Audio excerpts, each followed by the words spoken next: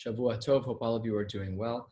It is Maseches Shabbos Parshas Dvarim. Tonight we're going to be learning Daf Kuf Mem Amud Beis and as well Kuf Mem Aleph. Let's get started on the bottom of Kuf Mem Amud Aleph, 6 lines from the bottom. Opens the Gemara, Mistamech v'azil Rav Acha bar Yosef.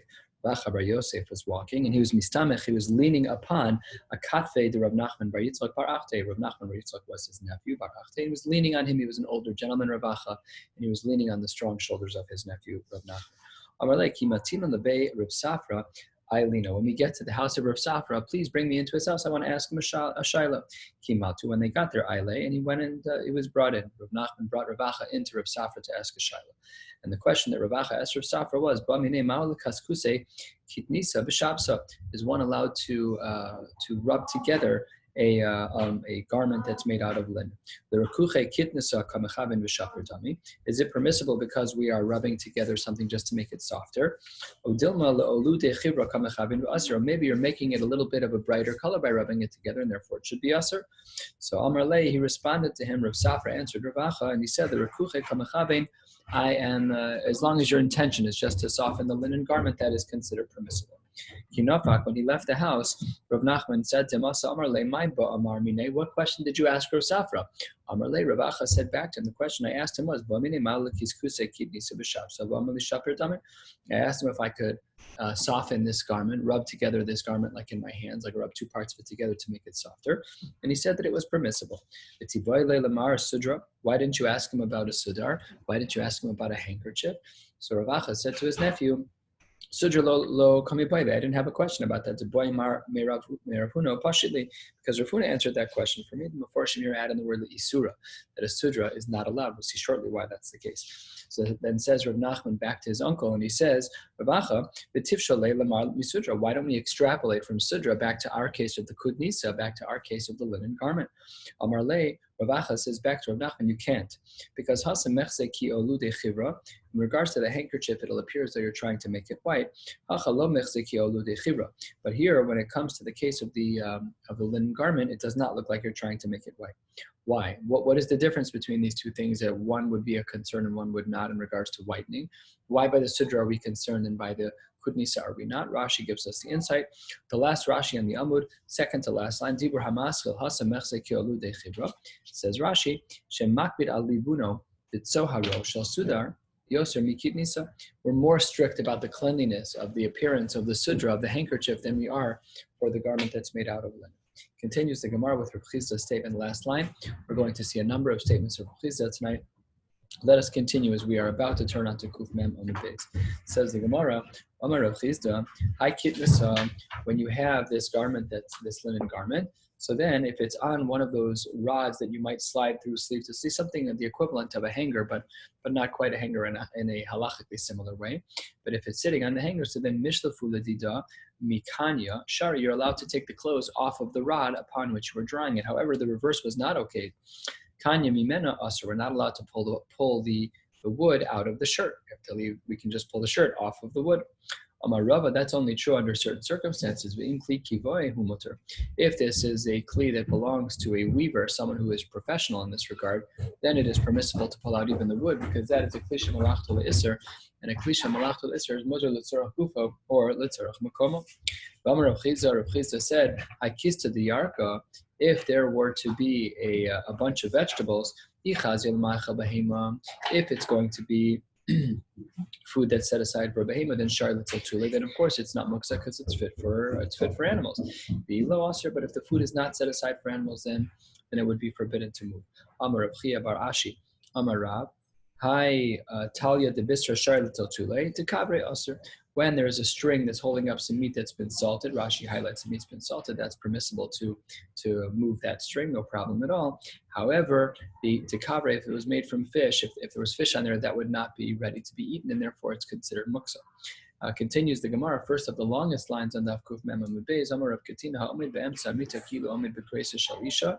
If a person stands on a bed that a husband and wife generally sleep in, it is as if he's being omid b'kreisa shel isha, that he's standing on a woman's stomach. This is a homily, as is pointed out in the Meforshim, just to make sure that one should make sure that they don't set themselves up for failure as it relates to Hirhurim of having inappropriate thoughts. And the Gemara immediately counters and says, V'lav milsehi, this is not a halachic issue immediately, just to make sure that one should be cautious.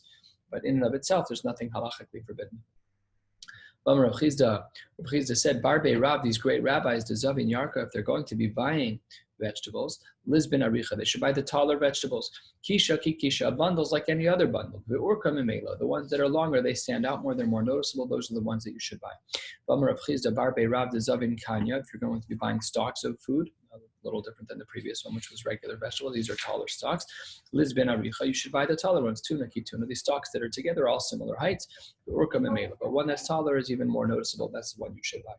Rav Chizda, Barbe Rab, the Lo Nofisha, Le Rivda, if you are a Chashav Rav and you don't have enough bread, Lo Lechol Yarka, Mishum de Garer, you should not eat vegetables before you eat that bread because vegetables have the capacity to whet your appetite.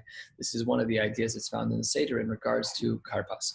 We did earlier to whet our appetite for matzah. When I was poor, I did not eat vegetables. When I was wealthy as well, a tough and shin in Aramaic are interchangeable. When I was wealthy, I didn't eat it there either. Why not in each phase did I not eat vegetables?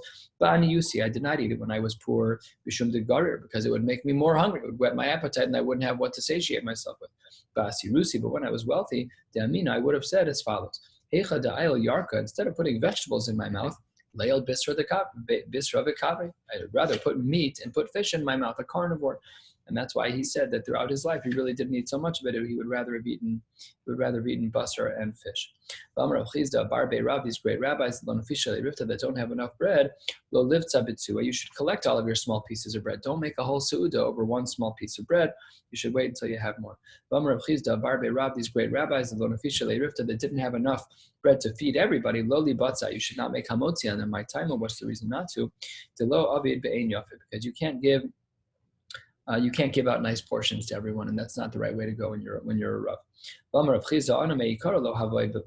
would never make hamotzi until I would put my hands throughout the whole basket of bread, and I would make sure that I would have everything that I need, and then I would make hamotzi. Rav Chizda would say, if you're a poor person and you're capable of eating barley bread, but you choose to buy a more expensive bread, which is the wheat bread, says the Gemara, wow, that you're going to violate the Isra Bal Tashchis because you're doing something that you should not be doing. Why are you buying the more expensive bread? You're poor. Don't waste your money. The Gemara continues with another din. Similarly, if you're able to drink beer, but you buy the more expensive wine, that too, over mishum lo tashchis, mishum bal tashchis. You're wasting money. That's not okay. You're poor. You got to keep your money smart, and that's not allowed. Says the Gemara, we reject this idea because bal tashchis to gufa adif. We're more concerned about ruining your body, and it's okay to eat these other kinds of food. We don't consider it to be bal tashchis. Rav Chizda said, Barbe Rab, these great rabbis, they don't have the oil that was typically used to wash off their hands after a meal. What should you do?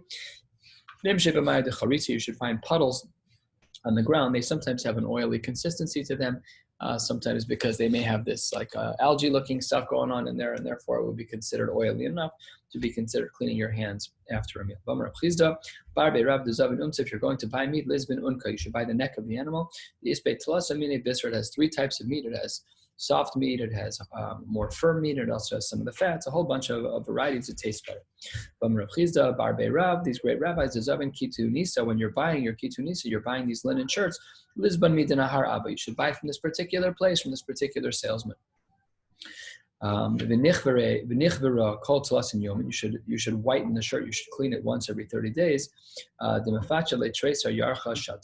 that way it'll last for you for 12 months. I'll be your guarantor that if you take care of your clothes this way, that they will last for them. My kitunisa, what is the language of kitunisa? Kitana, it's a very nice linen garment. It's not stam, it's very nice. Rav Chizda said, Barbe Rav, one should not sit at sifta, which is hemp, chadata, a new hemp garment. That's a very rough material. The michli amani will ruin your clothing. You should not sit on there. From Rav Chizda Barbe Rav, these talmidei chachamim lo lishtar mani leushpiza. You should not take your clothing and give them to someone in your house to clean, lechabre, to whiten them. Dilav orach ara. You should not. It's not the right way to go. Why is it not the right way to go? Because, says the Gemara, 2/3 of the way down, the person cleaning might see that there was a mikra laila, that there's shech vazer levatala, and they will lose respect for you in that regard, thinking that you may have violated a prohibition. Amar lu Reb Chizah levinte. Reb Chizah gave a number of pieces of eitzah to his daughters. And here's what he said: you should make sure that you're modest in front of your husbands. You should not eat bread in front of your husband. This isn't categorical. It just means that a woman, the advice he was giving is that a woman should not overeat in front of her husband. You should not eat vegetables that gives people bad breath. You should not eat dates, and you should not eat beer because it can make a person have gas. Below sifnun hecha demafne gavraichu, and a woman should not go to the bathroom where her husband did because that may make him lower in her eyes. V'chi kakare abava inish, when a man knocks on the door, lo semrun manu, don't say in the male who is at the door. In English, it doesn't play out, but if you say it in Hebrew, who is at the door? Mihu, who's there? It's not proper Hebrew, but who is at the door? Miata. Instead, what you should say is elamani, miat, who are you? Who is a female? Assuming it's just to be a little bit more modest. And in the romantic aspects of life, then a husband and wife's interaction, said Rav Chizah to his daughter, should be as follows. The Gemara says, "Nakid marganisa b'chada yade, v'kura b'chada yade." A man would take one hand and touch a woman's chest, and his other hand would touch a woman's private parts. And he would said to his daughters, "Marganisa achvele," you should grant him access to the chest. However, v'kura, to a woman's private parts, lo achvelehu. He said to his daughters, "Do not give them access ad mitztaran, until it's difficult with them v'hadar achvelehu," and then you can then grant them access, and it'll generate more intimacy, more warmth, more passion. Says the Gemara, the two dots ain't sholem as hakarshinim. We're not allowed to do certain things with these beans, but the rest of the Mishnah says that you are allowed to put them inside a sieve, inside a colander of some kind. Says the Gemara, not everybody agrees to that. Masnis in our Mishnah, the Loki Haitana is not like the following opinion. The Tanya, the Brisa writes, Rabbi Elazar ben Yaakov Omer, in Mashgich and Bekavra Kolikar, we don't use a kavra at all. We don't use these sieves at all. Nothing. Totally done. So this sheet of Rabbi Elazar ben Yaakov is not like our Mishnah. Next Mishnah, Gorfen milifne hapetem, an animal that's being made fatter. It's in a stall of some kind, and you're feeding it heavily. There are shilas in the poskim about veal because it might be tsar balei chayim. They're trapped in a very small cage. They can't really walk around at all. Maybe that's not the case here. Maybe in general they could walk around, but this is not that case because veal is problematic according to some poskim. But this animal, the question was, what are you supposed to do with their feed, with their food? So the Gemara, that you're allowed to move the food in front of them to make sure that they're eating food and not garbage, not dirt. And as well, you're allowed to move the food to the side to make sure that after they've defecated, that the food doesn't get mixed up with the fecal matter. We don't know what this means yet. Do they argue on one or both? We'll see shortly in the Gemara. The Mishnah concludes, you're allowed to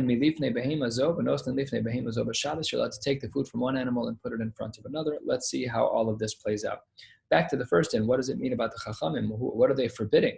Rabban, the rabbis, Aresha plige? Do they argue with the first end, or Asefa plige, and the second end, or Atarvahu plige? Do they argue on both dinim of Reb Dosi? Answer to Gemara, Toshma. Let's see what the Tanaim have to write about this. The Tanya, the Brisa writes, V'Chachamim Omrim Echad Zeh Ve'Echad Zeh, in both cases.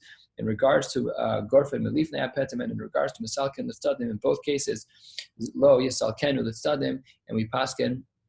The Gemara concludes that the Chachamim are arguing on Reb Dosi on both counts. Amar Rav Chizah machlokas be'evus shel karka. When do Reb Dosi and the Chachamim have a machlokas? That's only when we're talking about a trough that's on the ground. Aval be'evus shel kli divrei hakol muter. But both of them would agree. Even the Chachamim would agree that if it's in a kli, if the trough is like in a metal kli, then that would be considered to be perfectly fine. Says the Gemara, asks the Gemara incredulously, what are you talking about? You're going to take a pitchfork, you're going to start moving food around on dirt. If the trough is in the ground, you're going to be mashvegumos, you're going to be smoothing out bumps in the dirt. That's unacceptable. If you're going to give pshat, this is what the pshat should be. When do Reb Dosi and the Chachamim have a machlokas? That's only in a trough that's a utensil, let's say a metal trough that has their food in it. That's when you're potentially allowed, according to Reb Dosi, to do certain things, and the Chachamim would argue about be'evus shel karka. Nah, everyone agrees that would not be allowed.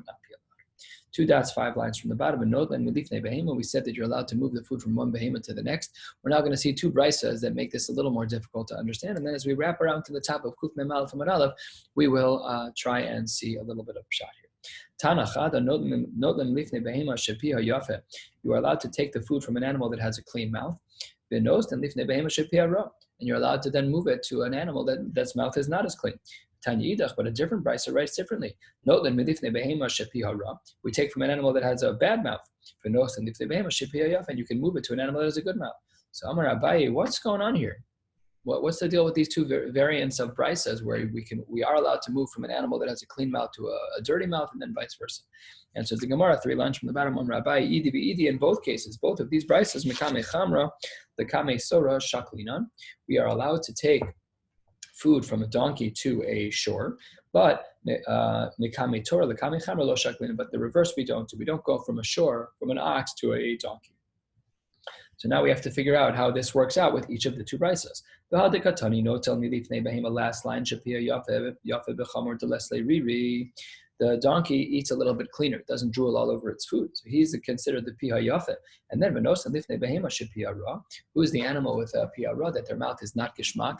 That is going to be para. The islay, turning to the top of kuf mouth. The islay riri, he has a lot of drool when he eats, and therefore it's just gross. So you can only move in one direction from chamor to para. That's one of the brisas. What are we talking about? An animal that's piha ra. So this is also a chamor, as Abai said on the bottom, that both brisas are talking about from chamor to shore. How does it play out? Shepia ra b'chamor delo daik v'achel. He eats everything. We can give it into an animal that does eat a little bit more cleanly. B'para the daika v'achel. That would be going from a chamor to a par. That brings us to the next Mishnah, Kuf Mem Aleph, Amud Aleph. Hakasha gabi amita lo yana'anenu. If there's going to be straw on top of a bed, you're not allowed to move it biyada with your bare hands. Elamana'aneo begufo, you are allowed to move it with your body. And if in fact the food was dedicated to be fed to animals, or you have a pillow there, or there are sheets there, then you're allowed to move it even with your bare hands. If michbash was this type of device, it was 2 planks of wood, and if you wanted to smooth out your shirt, you put the shirt on the bottom plank, and you bring down the top plank on top of it and make sure it was laid flat. It was the ironing board of old. So that was the michbash shel balabata matir, and you're allowed to take out the shirt, but you're not allowed to press the shirt in the first place. Michel Kovsin, but if the ironing board belonged to that of a professional, then lo yigabo, then it's completely muksa. If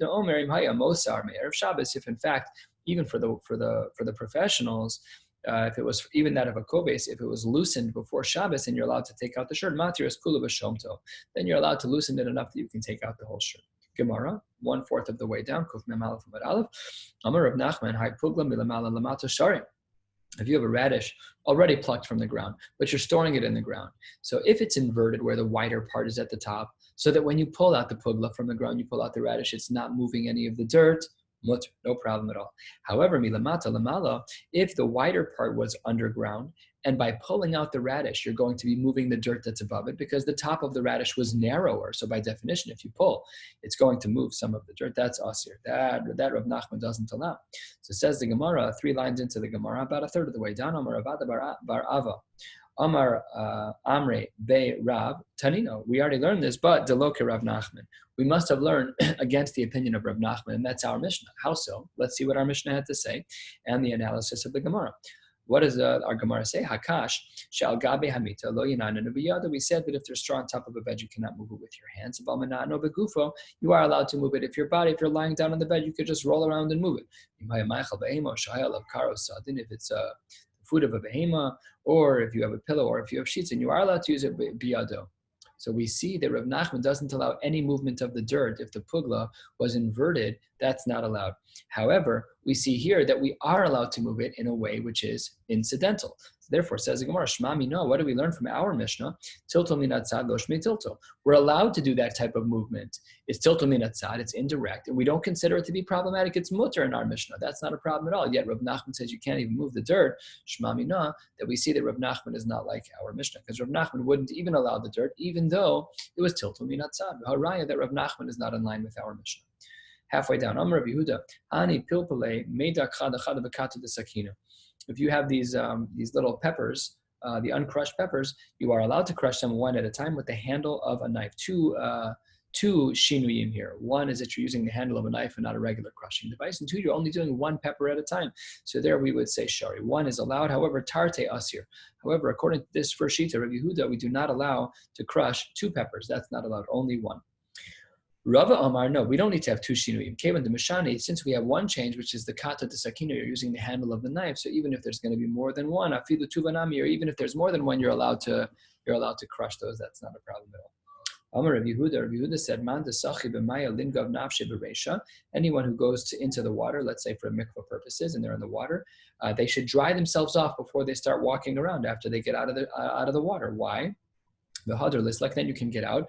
Dilma asila asuya dalaramos bekarmelis, because we're concerned that maybe you'll walk around and you'll end up carrying water for Dalet Amos and Rishus Harabim. Says the Gemara, if that's true, you should have another concern. If you're concerned about carrying a carmelist, what about kinachis nami? When you go into the water, kadachi kocho Dalet Amos v'asir. When you get into the water, you create a wave and you're pushing at least 4 amos out. The wake will go for 100 feet. So you're so concerned about the water when you get out. I'm concerned about the water that you push around when you get in. Why is that allowed? Says the Gemara, a principle we learned already. I think it's on the Kuf that we learned it. Kuf from the base, says the Maseches Shas here. We're not concerned about ripple effects, literally here, but even in concept, the domino effect of our actions in a carmelist, that's fine. Amar Rabbi v'tem Rabbi Yehuda tichal gabe raglo. If a person has clay that's stuck on their leg, mekancho b'karka ve'in mekancho b'kosel, you're allowed to wipe off the dirt that's on your leg on the ground, but not on the wall of a building. Amar Rava my time b'koselo. Why are you not allowed to wipe off your leg? I don't understand. Why are you not allowed to wipe it off on the ground on the wall of a building? Says the Gemara, mishum demechse kebona, because it looks like you're building. Asks the Gemara, you're going to build with clay? That's ridiculous. People built with lime back in the day. They didn't build with clay. So therefore, the Gemara changes its mind 2/3 of the way down. You are allowed to wipe it on a kosel, but you're not allowed to wipe it on the ground. What is our concern about the ground? As we already saw earlier in a different context, we are concerned that by wiping your dirty leg on the ground, that you're going to smooth out the ground. Says the Gemara, Itmar Marbre de Ravina Omar, he totally disagrees with both of these shitas. He doesn't agree to either. Let's see what he says. Omar, you're not allowed to wipe off your leg either on the wall of a building or on the ground. Both are prohibited. Rav Papa was the exact opposite. Rav Papa Amar both of them are permissible. So the Gemara is troubled. According to the first sheet of Marbre de Ravina, let's say you do fall into the clay. How do you clean it off on Shabbos? The Marbre de Ravina b'may mekanchele. How are you supposed to clean off your leg at all? You're not allowed on Shabbos. It's also to wipe off some dirt that gets stuck on your leg, even if it's caked on. How do you wipe it off? So it says the Gemara, you should find a beam that's not part of a building, and that would be permissible according to Marbre de Ravina. Omar Rava says, you should not sit right on the edge of a mavui, where you're right at the edge of the lechi, because on the inside of the mavui it's Rishus HaYachid mid'oraisa mid'rabanan, and on the outside it's a Rishus HaYachid only mid'oraisa, but mid'rabanan it's a carmelis. So there we're afraid for you to sit right on the edge. Why? Says the Gemara, Dilma migandera, maybe something will roll out of your hands. Something's going to roll out of your hands. You might come to carry it back in and violate an issue derabanan of carrying. Says the Gemara of Amar Rava, lo litzadei inish kuba. You should not take a barrel and kind of like roll it around to get it positioned well on the ground. Why not? Says the Gemara, because that is Dilma Asila Shvuye Gumos. You're probably going to be smoothing out some bumps if you do that, so therefore it's not permissible. Says the Gemara, Bama Rava, Lole Hadok Inish Udra Bepuma Shisha. One should not take a cloth and jam it into the opening of a utensil that may have liquid, of a kli that has liquid in it, Dilma Asili Deschita, because we're concerned about squeezing out anything that may be saturated in that garment. What happens if you have clay that's stuck on your shirt, mud that's stuck on your shirt? So the Gemara says, you can rub it from inside the garment. You can rub it like this, so that on the outside you can try and remove it. That's totally permissible. You're not allowed to do so on the outside. Says the Gemara, that's not true. What do we see in the Tanaim? What if you have clay that's stuck on your shoes? We see that you're allowed to scrape it off with the dull part of the blade, the backside of the knife. Bishal bigdo, what if it's on your clothes? Megaru b'tziporen, you can scratch it off with your nail, but you cannot rub it together. So you just told us in the previous source that you're allowed to be mechasches from inside the garment. You can rub inside. This says you can't be mechasches at all. So it says the Gemara, my love, isn't this not the case? 3 lines from the bottom, shlo yichasches klal. And that's in that case, it's a stira. How can you hold against a source from the Tanaim? Says Gemara, no, that's not what it means. Lo shelo yichasches mibachutz el mibifnim. You're not allowed to be mechasches on the outside of the garment, but you are allowed to rub from the inside of the garment. Continuing 2 lines from the bottom, Rabbi Abo, Rabbi Lazar, Rabbi Yanai, Megarin min al chodash. You are allowed to clean off a new shoe. Avalo yashan. You're not allowed to clean off an old shoe. Why are you not allowed to clean off an old shoe? Last Rashi on the page, Jibra Mascha Avalo yashan shekolfo vehabe memachek, because we're afraid it's going to peel out an outer layer of the shoe. So what did we learn? That you're allowed to peel a new shoe if it's dirty. You're allowed to scrape off a new shoe. Turning to the top of Kuf Memalef from the base, and today we'll go down to the Perek. Says the Gemara, B'mamegaro, this new shoe, Rashi says, B'mamegaro l'chodash, we said you're allowed to do some type of cleaning on a new shoe. What should we do? How do you do the cleaning? Says the Gemara, Amar Rabbi Abo, B'gav sakin, you can use the dull part of a blade to clean it off. Amar le'ahu saba, shtickle musar. Same didach, you should erase what you just said, Rabbi Abahu, this line. Mekame ha detani Reb Chia, and we should replace it and supplant it with what we learned from Reb Chia. Ein megarin lo min al chadash lo min al yashan. Nothing at all. You're not allowed to scratch any of your shoes clean. Totally not allowed. Okay. And this source from Rabbi Chia continues. You also can't put oil on your foot while you're already wearing shoes or while you're already wearing sandals. Not allowed. Aval, saches raglo, you are allowed to anoint you can put oil on your feet, and then shemen, and then umaniach b'socha minel b'socha sandal, and then you can put your shoes on. A little bit of oil will transfer, no problem. And as well, b'sach kol gufo, after the shower, after the bath, you can wipe your whole body with oil, cover your body with oil. Misagil al gabi katavlia, and a person's allowed to then lie down on this leather mat. Ve'eno choshesh, no concerns about tanning the leather. Says the Gemara, Amar Rav Chizda lo shanu ela letzachzecho, abal le'ovdo aser. So where's Rav Chizda's qualification here? What is it that you're allowed to do? You're allowed to be metzachzech. When you lie down on that leather mat after you've just lathered up your body with a little bit of oil, it's okay to make the leather shine a little bit. Tzachzecho is no problem. But le'avdo, to tan the leather, that's not allowed. Says the Gemara, thank you very much. La'avdo pshita, that's mamash malacha d'oraisa. Of course, you can't be ma'abed leather on Shabbos. That's obvious. So what do you mean la'avdo pshita? What do you mean la'avdo? Of course, that's a problematic. V'su, and furthermore, l'tzachtacho mi'ika man d'shari. You're not allowed to make leather shine on Shabbos. You can't polish your shoes on Shabbos, even with regular oil. That's not allowed either. So what is this whole Rav Chizda qualification? If you're going to learn Rav Chizda, you have to learn it the right way. Amar Rav Chizda, 1/3 of the way down. Lo shanu ela shir l'tzachtacho. How much oil can you put on your body in order to then lie down on the leather? Only a share of tzich, and that way you won't even succeed at that, because some's going to stay in your body and absorb in your skin. Aval shir la'avdo asr, but you're not allowed to anoint yourself with oil in the amount that in theory it would have been able to be ma'abed, and that's an appropriate understanding of Rav Chizda. Tanu Rabbanon, the rabbis taught us a din lo yetze katan b'min al gadol. A child can't go outside wearing these bozo shoes that are way too big on him. Totally not allowed. We're afraid he's going to take them off and possibly carry. Aval yotzehu b'chalu gadol. You're allowed to wear clothes that are too big on you. Also, as well, a woman cannot go out with a shoe that's torn on the top. As well, if she has to do chalitza nebach, then she should not do chalitza. However, if she does chalitza with the shoe that's torn, then the chalitza counts. A little bit more, and we'll stop at the parak. We just said previously in the name of this source in the Tanaim that someone's not allowed to wear new shoes. Who's the someone? When do we say that one cannot wear a new shoe out on Shabbos? That is a shoe of a woman. She's very makbid. The shoe should fit nicely, and we're afraid that she may end up carrying the shoe. Tani bar kapara. When is this then true that a woman cannot go out in new shoes? That's only true if she's never worn the shoes out before Shabbos starts. But if in fact she did wear these shoes out before Shabbos started, then the limitation doesn't apply, and she's allowed to wear the shoes on Shabbos. When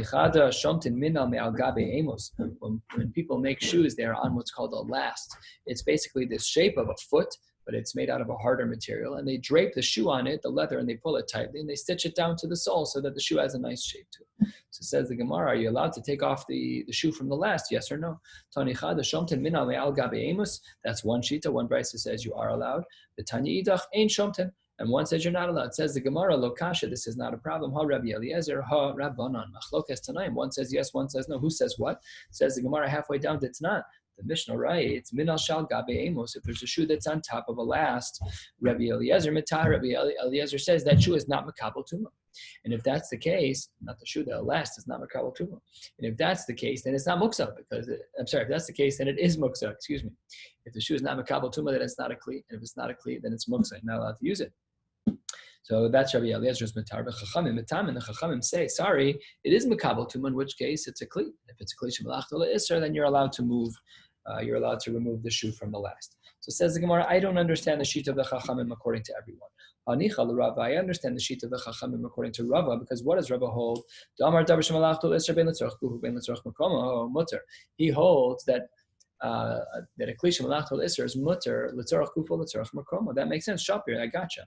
Ela le'Abaye, but according to Abaye, how does he understand the sheet of the Chachamim? The Chachamim held it mitamin, that this shoe is a kli, and therefore it should be subject to the leniencies of l'tzorach kufa l'tzorach makomo. Ela le'Abaye, according to Abaye, damar l'tzorach kufa mutter l'tzorach makomo aser. L'tzorach makomo is aser. You should not be able to take off the shoe. So how does Abaye understand the Chachamim? The Gemara, that's where the shoe is not tightly on the last, it's rather loosely on the last. It's easier to take off. So then the Chachamim would say, the Abaye would say within the Chachamim, it must be that that's when the shoe is on loosely. The Tanya is the Brisa writes, Rabbi Huda Omer im haya rafui mutter. That's what the Brisa says. In the name of Rabbi Huda, that as long as it's on loosely, not a problem at all. Says the Gemara, Taima, the reason why it's permissible is because the rafui, hello rafui, low. But if it's tight, then it should not be allowed. So says the Gemara, that only works according to some shitas. I could understand why Rabbi Eliezer in our Mishnah would say that it's going to be aser, because Rabbi was of the opinion that you're limited in what you can do. It's only mutar l'tzorach kufa, but not l'tzorach makomo. Ela l'Rava, but according to Rabbi, who has a more expansive kula by kli shemalachto le'isr, namely, d'amar ben l'tzorach kufa ben l'tzorach makomo mutar. So then, my area rafui. Who cares if it's rafui, loose or not? It has nothing to do with it. I feel low rafui nami. Even if it's going to be tight, it should be mutar because it's a kli shemalachto le'isr, and Rava had a more expansive opinion that bein l'tzorach kufa, bein l'tzorach makomo should be mutter to move. So I don't understand how to understand the Gemara. Says the Gemara, that shita was the Rabbi Yehuda mishum the Rabbi Eliezer. This Rabbi Eliezer was within the camp of Rabbi Yehuda, namely the Tanya. Rabbi Yehuda Omer mishum Rabbi Eliezer im haya rafui mutter. So we see the qualification specifically in the name of Rabbi Eliezer to support this Gemara, that as long as it's loose, that is when it can be released from the last. However, if it is not, it cannot be. We will stop here for the night, wishing you a beautiful week. Throughout the course of this week, as we prepare for what will in Yirtzeh Hashem be a yontif of Tisha B'Av, either way, it's going to be a busy day. So we're going to be learning a blot and a half for the next few nights and for the nights that follow. And we will not be having, as of right now, Daf Yomi on Tisha B'Av. Wishing you all a beautiful week. And in Yirtzeh Hashem, the Geula should happen this week. And yontif this week will be Thursday. Cool too.